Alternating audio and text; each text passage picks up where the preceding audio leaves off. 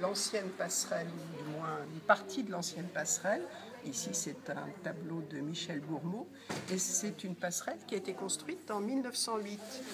Le premier projet datait de 1884 et il y a eu beaucoup de polémiques et beaucoup de difficultés à trouver le financement, déjà pour cette première passerelle de 1908. Et c'était une prouesse technique à l'époque, inspirée de Gustave Eiffel, inspirée de la passerelle de Tours.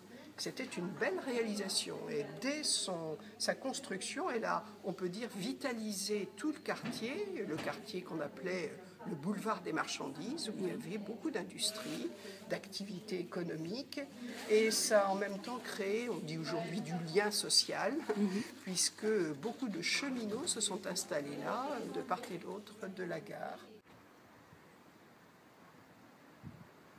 Une nouvelle passerelle. Le projet date de la fin des années 90, début des années 2000, et finalement c'est le projet des architectes Tschumi et Dutton qui a été retenu après une concertation et intégré dans un plan de requalification et de modernisation de tout le quartier.